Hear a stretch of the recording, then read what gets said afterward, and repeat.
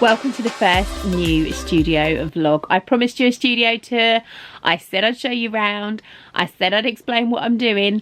So here I am. So I'm going to take you back inside the house and we'll come at the studio as if I was starting a day's work. Here we go. So this is my daily commute. It's a really long way to go. Got my cup of tea. Open the door. And down we go.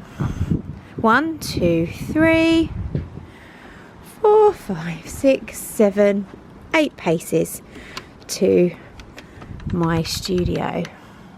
Isn't it lovely? So I've already been down and put the heating on, and then I'll bring my cup of tea and pop it onto my heated mug warmer, which I absolutely love, and then I'm ready to start my day. So I'm going to give you a little guided tour as I tell you about my day. So I start over here with my laptop, and I process any of the orders that might have come in from the website overnight. First things first, I can set Colin printing any of the patterns that need to be printed to send out, and I've got my little station here. So I've got my printer, I've got my little label printer, I've got the envelopes for the patterns, and then on the top here is where the big moon thread rack lives and the heat press, because there's nowhere else for them to go. It's a big station, and obviously it is a standing desk because it needs to be really, really high for Colin, and there is a little footstool for me so that if I need to reach up here then I can do. So while we're up here, these are all the things that I use fairly regularly but not all the time, and everything is all nicely labelled up. So we've got things like glue guns and heat guns, hand sewing, rulers and scissors, project wallets, zips, overlocker cones, biros, pencils and markers, Sharpies, felt tips, ribbon. I've got general crafting supplies up there, glue and tapes, crochet kit supplies, beading, and then right up there is like table coverings, and then vinyl, fur and fleece up at the top there. Again, all things I don't really need all that often, but by having them visually out, I know where things are and I can see what I've got. So then we've got this Kallax unit, which Brian has put on wheels for me, so I can move it around if I want to, which is quite nice. This is really kind of stationery predominantly, general stationery, plastic folders. I've got mailing bags, tissue paper, scrap paper, and then labels, laminating paper and card, that kind of thing. I do have this basket though, right by my sewing machine, which is my things to do right now basket, and in it are really, really quick mends. Like I've got one tiny little pop stitch in this dress. There's a pair of jeans in there of Ricky's of a pocket that I need to fix. They're very, very quick mending jobs. So if I have a spare 10 minutes, I can get straight to it. And my aim is to try and keep this basket empty. A couple of shelves down here. These again have got to go up on the wall, so they're just there for now. But then down here we've got all my vinyl supplies, so regular vinyl, cricket blanks, and this is all the heat transfer vinyl and heat transfer pressing stuff, pressing station. So it's all nicely organised. There is a big bag of packaging materials out at the moment, but that's because I'm in the middle of eBaying stuff from the house. So obviously that's down here, so it's near the printer. And then I've got my fold-up chairs and the extra paper for Colin living down there. So they'll come out when I'm going to teach. Then we've got my little sewing station. So this is where my machine is set up all the time, and my overlocker. On a teaching week, this will be set up with 2 sewing machines, and then there'll be another 2 over there. I'll take you over there in a bit. Some nice little knickknacks and things on the windowsill. They're probably going to get dusty. I'm probably going to get annoyed with them, but I like them. I don't want to get rid of them, and I think it's important that there's a little bit of personality in a studio. Likewise, this little shelf up here has got all my little knickknacks, all my special things that I like to have around me, and they all used to be dotted about the place in the old studio, and now they're all together. Some little books that I like, my personal sewing tools that I've got accessible to me, and then one of the little drawer units from BTHQ with all of our needles, tracing tools, marking tools, unpickers, things like that in there. My little pot of clips. Down here it's a bit messy, but I've got a little USB and plug tower, a little mobile phone charger, my little she who must not be named. I had to buy a new one because the old one wasn't working in here. My little magnifying glass, which is charging, and then obviously the most important thing, which does need to be filled up actually, is my sweet jar. A little tray where I can pop knickknacks, bits and bobs, carry things to and from the studio, and then my overlocker. Underneath here we've got my big scrap fabric basket and a pair of slippers and some punch pockets. I think these are on their way to a Facebook marketplace seller, so they're just there for the time being, but that's where I throw all my scrap fabric. Then I've got my drawers here, which are all nicely organised. Again, these are kind of like my personal go-to sewing bits when I'm sewing here. I've got a drawer of threads and bobbins, a drawer of overlocker cones, another drawer of threads and bobbins, and then the bottom drawer has got black thread, white thread and spare sewing tools like spare rotary cutters and stuff like that. Big box here. This is full of small crazy scrap packs sized fabric. That was a bit of a mouthful. So all smallish pieces, but that Sandra and I are slowly working our way through. We use this box to create all of the things for our Christmas advent. We'll probably use them for our summer sew along, various other bits and pieces. So whilst it lives out and it's accessible, it makes me use it. If I put that away, I'd forget I even had it. So that's out for the time being. And there's normally a basket on top of that, which is where I put my parcels in the morning so I can take them to the parcel shop. My big cutting table is made up of 3 4-cube Kallaxes. As you can see, everything's labelled: crochet kits, interfacings, ripstop and mesh, etc. Around this side we've got wadding, beginner's materials, beginner's cutout pieces. Don't know what this one is. Heavy fabric offcuts. And then on this side is where we keep all the sewing patterns, so my favourites, general, overflow patterns, and then this box is all full of paper and card for making patterns and templates with. Brian's made me a lovely little addition to the edge here so I can keep all the quilting rulers, and then it has a hinged section here which comes up and turns this cutting table into a big long table. So the table is on casters, so I can spin it around and it will go the full length of the studio. So we've got a big long cutting space for when we have classes. So the table just wheels away and reveals my setup here, which is all different cabinets. This is an IKEA Kallax. Actually, I think it might be from Argos, because I'm not sure that IKEA does the 3x4, but I've had it for a long while anyway. This is my personal fabric stash here for my own sewing projects, and all these baskets down here contain works in progress or sewing jobs to do. I think one of these is full of like repairs and alterations. One is full of crafty projects that I'm sewing up, various bits and pieces. Then we've got the shelf over here with some of the fabrics that we still have in stock that are available on our website or I'm planning to use for projects.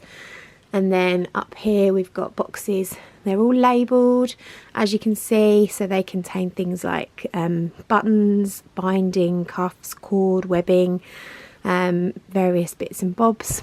And as we move up, we've got the button stash. There's a couple more boxes which have got bits and bobs in, quilting supplies. Box right at the very top there has got my daughter's craft bits in, and then the baskets as you move along the top have got some of the stock in that Sandra and I are planning on selling at craft fairs. We've got the sewing machines here that I'm going to use for teaching. The cover's off that one because it won't quite fit in the gap, which is really annoying, but they're there. And then we've got overflow jersey stocks up here, the books that I decided to keep from BTHQ, and then this has been set up so that it's like my little packaging area. So there's little paper bags, twine, ribbon, stickers, various bits and pieces. And then as we come down, we've got my Cricut that lives on the shelf there, and then our plain fabric stash. The big cupboard lives in the corner. On top of that, that's yarn up there in soft bags, and the basket contains all of my embroidery threads and embroidery things. I've got some pictures that I want to put up on the wall down there, and then I've made myself a little ironing trolley from the IKEA Raskog folding wheelie trolley, and their little miniature ironing board on top, and screwed that on there, so that's quite useful. I have got my big iron and my big ironing board if I'm doing a large project, and that can come out, but that's just useful just for doing little projects. So the big storage cupboard of doom at BTHQ was an absolute mess, and now it is all organised. Up here are lots of baskets and boxes. They are all labelled and I do know what's in them, but there's things like paints, watercolour paints, my big press, my rivet press, my rivets, blank cards. This tub here is got paint and varnish and stuff like that in, so they're things that I don't need very often but I want to have handy. Obviously I'll need to dig around in there to get things out, but I'm not going to access those things very often at all. Then we've got the big pull out drawers. This top drawer is overflow Habdab stock from the shop, so we've got all our elastic, our trim, cuffs, all our piping cord and ribbon, that's all in there. This drawer has predominantly Christmas fabric in it, so if I show you from the side here, you can see we've laid it all down in there, so that's obviously Christmas fabrics. There's a piece of random scuba in there, but that's destined for a project. A couple of nice remnants that are on the website, but again it's web stock, it's stuff that we will be selling. And eventually that drawer will become empty. And then down here we've got a couple of baskets, again overflow stock from the shop, so needles, rulers, bobbin clips, that kind of thing. I've bagged up all of our hardware into little bags into this tray, so we know what we've got. And again, all of these, once they've eventually sold out on the website, this cupboard will become a lot clearer. Next drawer down, this is my filming and electrical drawer, so I keep all my tripods, my batteries, my cables, lights, all that kind of thing in here. Another stock drawer, again full of haberdashery, clips, clip pots, threads, little bobbin boxes, rotary cutters, pliers, all that kind of stuff. That's all new stock that's on the website that again hopefully will eventually sell out, although some things we will be keeping hold of. And then down here, this is all our denim offcuts, and then all of our felt is all bagged individually into colour bags into this box that I've popped in the bottom drawer here. So although it is very full, it is organised, and I do know where I can find everything, and that is the most important thing. And if you order things from the website, I can go and get them and package your order. Now as we move around, this corner looks very, very cluttered, and it is for now, but it doesn't intend to stay that way. And as I mentioned before, it is a work in progress. So I've decided to keep my fridge freezer in here. It's really useful, especially at Christmas, overflow wines and drinks and food. So that's staying in here. And on top of that is my toolboxes. So I've got all of my screwdrivers, tools, drills, that kind of thing. And there's also one of those bug zappers, which is very, very useful in the summer months. And my lovely crochet hippo, because I'm not sure where else to put her. And then this bench will be empty. When you come to classes, this bench will be empty, and it will have sewing machines on it so that you can sit and sew at it. But for now, there's a box of bits that are on eBay that I'm waiting to sell. There's a box of bits that I am currently doing filming for. There is a bag of product and a few overflow bits here, which need to be photographed and put on the website. There is a box of pictures to put up on the wall, which I've not got round to yet. My basket of vinyl, which will probably live there when I'm not teaching. This is my works in progress basket, so there's projects that I'm currently working on, so that needs to be out so that I don't forget what I'm doing. There is a big bag of beans for a puff and our felt. Now I need to find a home for that, but I'm hoping to sell some of that fairly quickly. So this bag currently just decides it likes to keep moving around the studio, and it tends to live down there, but again, that will go. Then onto the boxes that are under here. These will just have to come out and go into the house when I teach, but because I'm planning on only teaching a week at a time, then they can live in here most of the time. So they are actually all going to get used up fairly quickly. The 2 boxes here are full of bits for a sew along that I want to do in the next few months, so I need to pull those out during a making week, assess what we've actually got, get some kits together, get those on the website, then they'll be gone. We've got a big box of plain fabric, big box of patterned fabric, and Sandra and I are making it our challenge to get through those boxes this year and make everything we want to make to sell and everything that we teach using those fabrics. So again, those 2 boxes shouldn't be allowed around for that much longer. And then these are all empty boxes that I've kept because they're useful. I haven't found anything to put in them yet. I'm sure I will do. They may get packed with things and put in the garage or put in the loft, but it really is very early days in here at the moment, so I need to keep on top of what I'm doing. So having them there and having them accessible for the time being is necessary. Then obviously we've got the little drawer of bits and bobs that we had at BTHQ. I need to have a little sort out in that, but that's staying there. This little shelf is going to get put up on the wall in that little gap there, so it's just sitting there for the time being. Over here, again, it's a bit of a mess at the moment, but it is work in progress. These are bags of samples, and I need to go through those and decide which ones we actually need to keep, which ones need to be accessible, and which ones I can get away with putting in the loft. Because behind it is my rainbow fabric shelf. And then all of my interfacings, my waddings, some of the printer papers, all live in this old wooden box that I had at BTHQ, and I've put some little casters on the bottom of it, which is great, so I can actually wheel this around the studio if I want to and get it out of the way. And then I've got my cutting mats for my Cricut hanging on the side there. So it is work in progress, but it is very usable, and as long as I stick to my plans to do week on week, it should be really usable. So let me turn you around and I'll tell you about those plans. So because the studio has got a lot of things that need to be done in it, I need to be able to teach in it, I need to be able to make in it, so come up with new ideas, make to sell, make my own things.